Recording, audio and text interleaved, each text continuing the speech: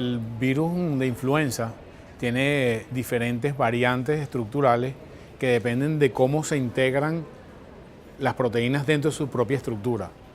Por lo tanto, no hay un solo virus de influenza, hay un grupo de virus de influenza entre los cuales puede haber muchas variantes diferentes. El virus de influenza además lo compartimos estructuralmente con otras especies no humanas, fundamentalmente avícola y porcina. En determinados momentos se combinan partes del virus de ave, de cochino y de humano y puede eventualmente formarse un nuevo virus. En Venezuela en particular, los últimos 6-7 años, ha tenido 2 picos de influenza estacional que habitualmente son octubre y abril-mayo, 2 pequeños picos. Aparte de eso, puede estar circulando algunos otros virus. Otros tipos de influenza, como influenza epidémica, es el caso actual de H1N1, y a otros tipos de virus como parainfluenza, rotavirus, que de alguna manera los virus están dando vuelta y tienen una secuencia de ellos a través del tiempo en cada país. Lo que sabemos del H1N1 en términos del último comportamiento de hace 3 años es un virus que ataca, a diferencia de la influenza estacional que ataca las edades extremas de la vida, mayores de 65, menores de 5, influenza H1N1, la gran mayoría de los casos en el promedio son 45 años, o sea que son al grupo del medio. Dentro de ese grupo del medio, el peor afectado proporcionalmente son las mujeres embarazadas.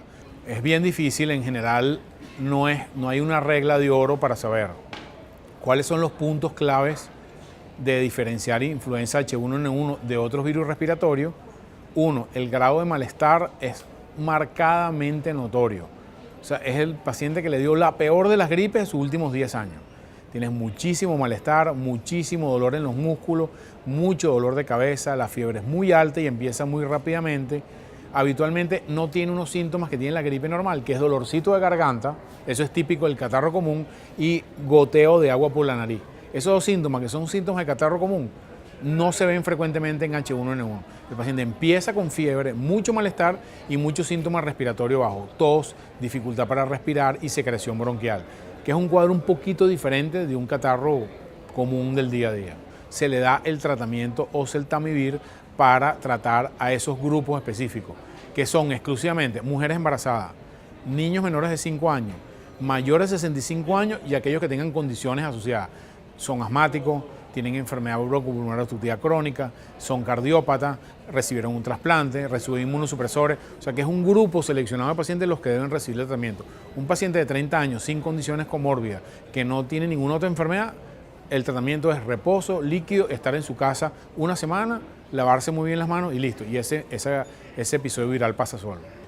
Hay que hacer la vacunación, pero no debemos soportar todo el control de la epidemia en la estrategia de vacunación. La única forma de controlar la epidemia es diagnosticar temprano a la gente, aislar a los pacientes que son los posibles transmisores, mantener el ambiente alrededor del paciente seguro para evitar que haya casos secundarios, lavarse muy bien las manos, evitar tener contacto con pacientes enfermos.